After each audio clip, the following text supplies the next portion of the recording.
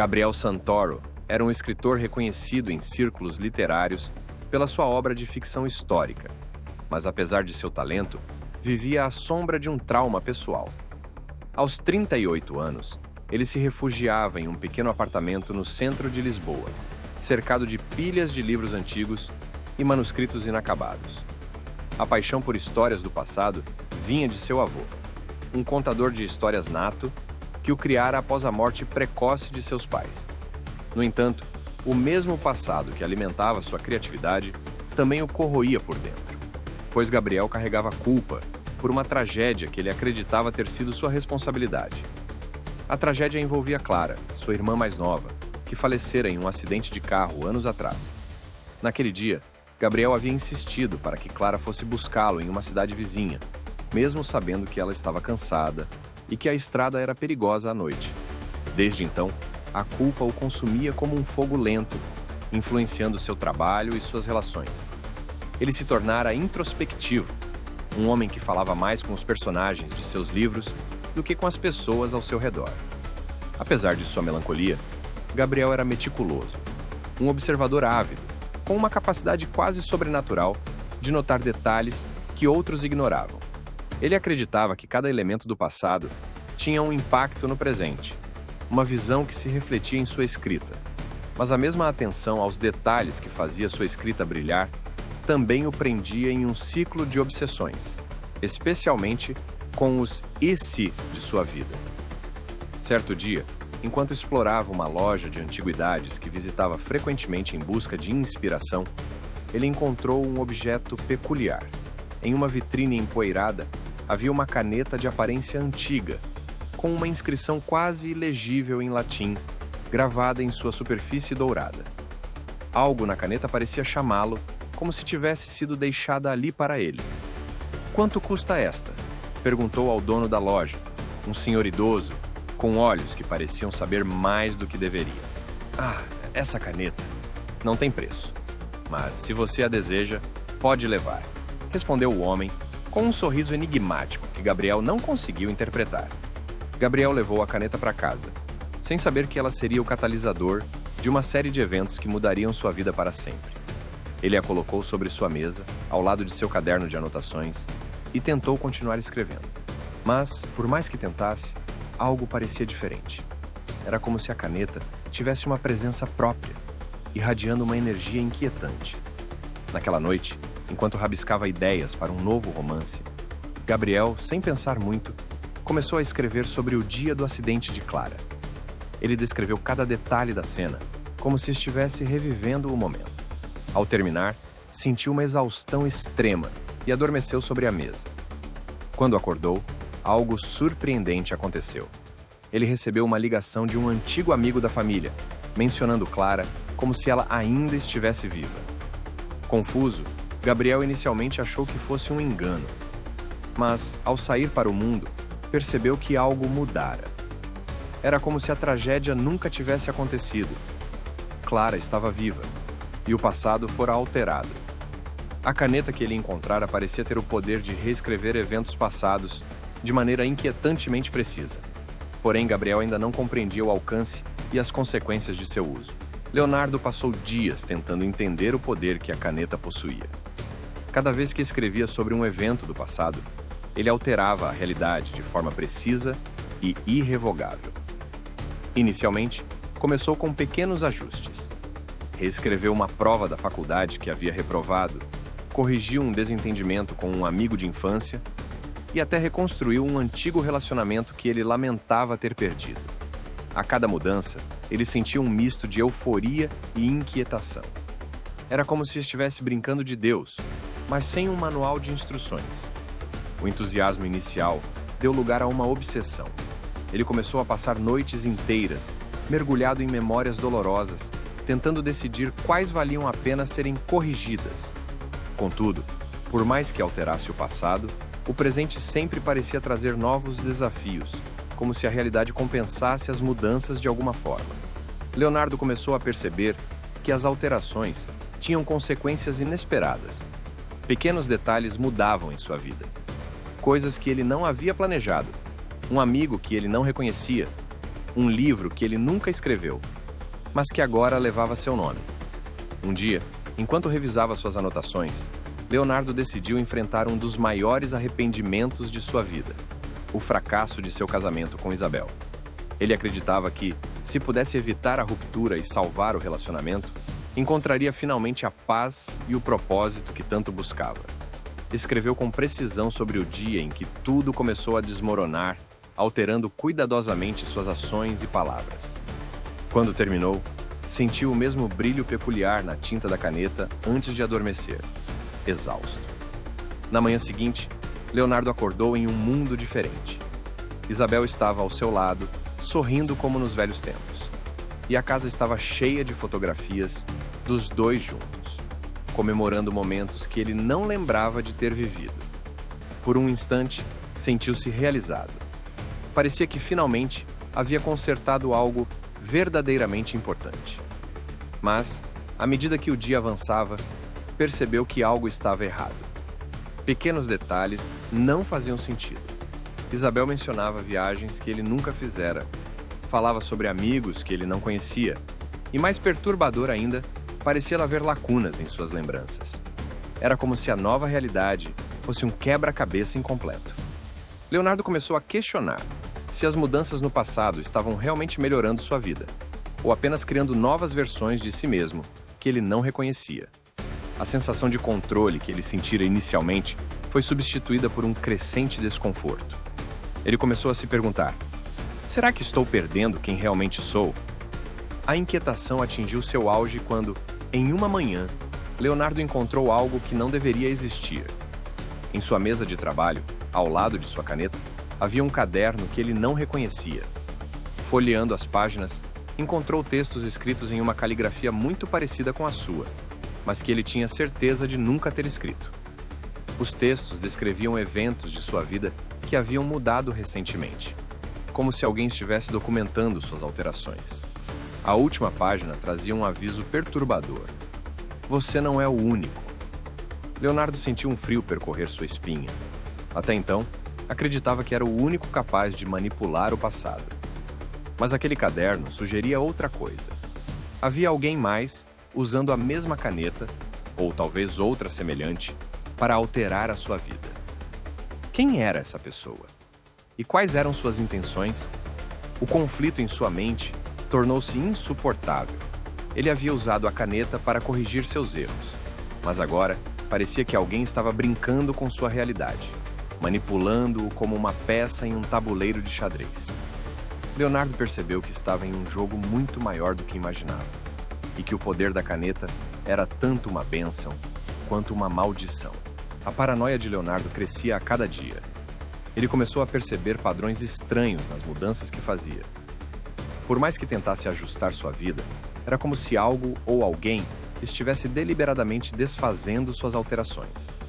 Pequenos detalhes, como nomes de personagens em suas histórias ou fatos históricos que ele conhecia bem, começaram a parecer diferentes. Ele decidiu investigar mais a fundo a origem da caneta e o porquê de ela ter chegado a ele. Leonardo voltou à feirinha de antiguidades, onde havia comprado a caneta. O vendedor, que parecia ter uma aura misteriosa na primeira vez, não estava mais lá. No lugar dele, havia uma jovem atendente que não sabia nada sobre o homem ou o objeto. Sinto muito, senhor, mas não temos registro de nenhum vendedor como o que você descreveu. Tem certeza de que foi aqui? Ela o olhou com preocupação, como se ele fosse louco. Frustrado, Leonardo voltou para casa, mas encontrou outra surpresa esperando por ele. Sobre sua mesa de trabalho, havia um novo bilhete escrito em sua própria caligrafia. Pense bem antes de continuar. Você está entrando em territórios perigosos. Ele sentiu um calafrio percorrer sua espinha. Quem estava escrevendo esses bilhetes? Era possível que ele mesmo, em alguma versão do passado ou futuro, estivesse tentando se comunicar consigo? Decidido a obter respostas, Leonardo começou a testar os limites da caneta. Ele escreveu sobre eventos históricos mais amplos, como batalhas e tratados famosos, apenas para ver se conseguia perceber mudanças no mundo ao seu redor. Mas, ao contrário dos ajustes pessoais que fizera antes, Esses eventos pareciam resistentes a alterações. Era como se a caneta tivesse um limite, um escopo que ele ainda não compreendia. As respostas começaram a surgir quando Leonardo teve um sonho vivido, quase como um vislumbre de outra vida. Ele se viu sentado em uma sala escura, com uma mesa idêntica à sua. Do outro lado, havia um homem que parecia ser uma versão mais velha de si mesmo, mas com olhos cansados e um semblante marcado pela dor. "Você não deveria ter começado isso", disse o homem, com uma voz que parecia ecoar dentro da cabeça de Leonardo. "Cada vez que você altera o passado, está destruindo algo insubstituível. A linha do tempo não é um brinquedo." Leonardo acordou ofegante, coberto de suor. Ele começou a questionar se aquilo fora apenas um sonho ou se era mais um aviso. Ele começou a perceber que estava cada vez mais desconectado de sua realidade original. As pessoas ao seu redor pareciam estranhas, como atores que não pertenciam ao roteiro. Até mesmo Horácio, seu gato, parecia ter uma personalidade diferente. Um dia, enquanto mexia em sua estante de livros, Leonardo encontrou um diário que ele não reconhecia. Era um registro detalhado de suas alterações no passado, mas escrito em uma linguagem que ele mal conseguia entender. Havia diagramas, datas e anotações que sugeriam uma compreensão muito mais profunda do tempo do que ele jamais imaginara. No final do diário, havia uma instrução clara: encontre a fonte. Sem saber o que significava, Leonardo tentou escrever no diário com a caneta, mas nada aconteceu. A tinta não funcionava nas páginas, como se o diário estivesse protegido de sua influência. Ele começou a notar que, quanto mais tentava controlar sua vida, mais ela parecia escapar de suas mãos. As memórias de sua infância estavam fragmentadas, seus amigos pareciam distantes, e até mesmo suas obras literárias tinham mudado tanto que ele mal as reconhecia. A tensão chegou ao ápice quando Leonardo encontrou um envelope em sua caixa de correio, sem remetente. Dentro, havia um único bilhete com a mensagem: "Nos encontramos em breve." Junto com o bilhete, havia um endereço que ele não reconhecia, mas que, estranhamente, parecia familiar. Era como se algo dentro dele soubesse exatamente para onde ir. Leonardo decidiu que era hora de confrontar a verdade, não importa o quão assustadora ela fosse. Ele pegou a caneta, o diário e partiu em direção ao endereço. A jornada o levou a uma casa antiga e abandonada, repleta de móveis cobertos por lençóis e paredes marcadas pelo tempo. No centro da sala principal, havia uma mesa idêntica à sua, com outra caneta repousando sobre ela. "Você chegou até aqui", disse uma voz que ecoava pela sala. Leonardo virou-se e viu um homem saindo das sombras. Era ele mesmo, mas mais velho, mais cansado, e com olhos que pareciam carregar o peso de 1000 vidas. "Agora é o momento de escolher. Você quer continuar brincando com o passado ou finalmente aceitar o presente?" O encontro consigo mesmo trouxe à tona todas as dúvidas e medos de Leonardo. Ele percebeu que não estava apenas reescrevendo sua vida, mas também destruindo partes dela que jamais poderiam ser recuperadas. Ele olhou para a caneta, agora percebendo que seu poder era tanto um presente quanto uma maldição. Leonardo encarava o homem à sua frente, que agora parecia mais como um espelho distorcido de si mesmo, uma versão fria e calculista que tratava sua vida como uma peça literária. A revelação de que sua existência estava sendo manipulada o deixou em um estado de completo desamparo. Mas, ao mesmo tempo, algo dentro dele começou a mudar. Ele sentiu um lampejo de resistência, uma necessidade de lutar contra aquele destino que não havia escolhido.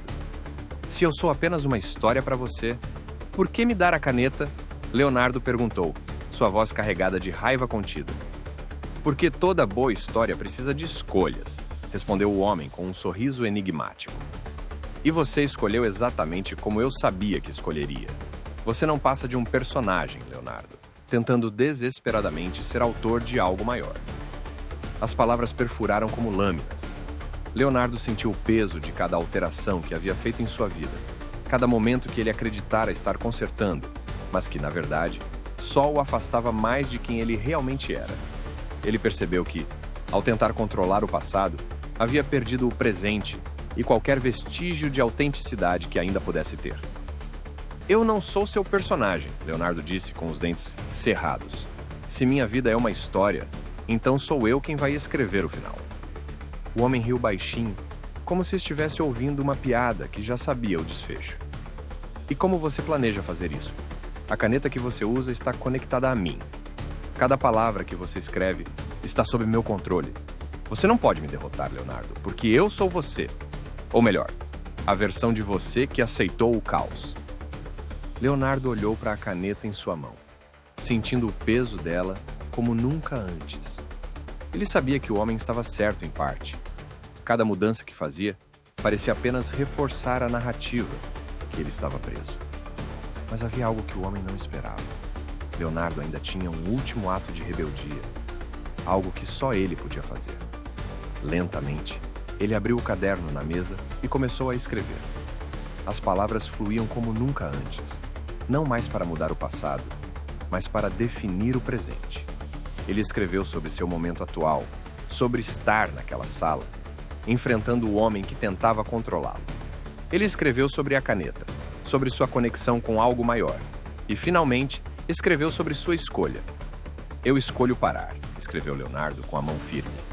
Eu escolho aceitar minhas falhas, meus erros, minha vida como ela é. Não sou perfeito, mas sou real. E não serei mais uma peça no jogo de ninguém. Assim que a última palavra foi escrita, algo extraordinário aconteceu. A caneta brilhou intensamente, como se estivesse queimando por dentro, e então se desfez em pó dourado que pairou no ar antes de desaparecer completamente. O homem à sua frente gritou, sua forma se desvanecendo como uma sombra engolida pela luz. Você não pode fazer isso. Sem a caneta, sua história acaba. Leonardo olhou para ele com um misto de tristeza e determinação. Minha história não depende de você, nem de qualquer objeto. Ela depende de mim. Quando o homem desapareceu completamente, a casa ao redor de Leonardo começou a se desfazer, como se fosse feita de memórias que estavam sendo apagadas. Ele sentiu uma leveza que nunca havia sentido antes, como se estivesse finalmente livre de um peso invisível. Quando abriu os olhos novamente, estava em seu pequeno apartamento, sentado à sua mesa de trabalho. A caneta havia sumido, assim como o caderno misterioso. Era como se tudo tivesse sido uma ilusão, mas Leonardo sabia que era real. Ele olhou ao redor e percebeu que sua vida estava intacta, com todas as imperfeições que a tornavam única. As pilhas de livros inacabados, o cheiro de café velho e até Horácio, seu gato rabugento, estavam exatamente como deveriam estar. Pela primeira vez, Leonardo sentiu um profundo senso de paz. Ele não precisava de uma caneta mágica para mudar sua vida. Ele precisava aceitar que a beleza da existência está nas falhas, nos erros e nos momentos que nos moldam. Naquela noite, Leonardo começou a escrever novamente, mas dessa vez por um motivo diferente. Ele não estava mais tentando consertar o passado ou escapar de seus arrependimentos. Ele estava escrevendo para entender, para crescer, para contar sua história com todas as suas imperfeições. E pela primeira vez em muito tempo, ele sentiu que estava no controle. Por anos, eu vivi preso aos meus próprios arrependimentos, como se cada decisão errada fosse uma ferida aberta que eu precisava desesperadamente curar. Quando a caneta apareceu em minha vida, pensei que ela fosse a solução para tudo, a chance de reescrever meu passado e criar a vida que sempre sonhei. Mas, a cada linha que escrevia, percebia que estava me afastando de algo essencial, minha própria essência. Alterar o passado parecia uma forma de controlar meu destino, mas, na verdade, era apenas uma fuga. Eu estava tentando escapar das partes de mim que considerava imperfeitas, sem perceber que eram justamente essas partes que me tornavam humano. Cada erro, cada arrependimento, cada cicatriz formava o mosaico da minha existência. E ao tentar apagar essas marcas, estava apagando a mim mesmo. Hoje, eu entendo que a vida não é sobre alcançar uma versão ideal de nós mesmos. É sobre abraçar quem somos, com todas as falhas, tropeços e momentos de vulnerabilidade. Não precisamos de uma caneta mágica para mudar o passado. Precisamos de coragem para aceitá-lo e seguir em frente. O que eu aprendi é simples, mas poderoso. A verdadeira liberdade não está em controlar cada detalhe da vida, mas em viver plenamente, com autenticidade e sem medo de errar. Porque, no fim, são os erros que nos ensinam, e é a imperfeição que nos torna reais.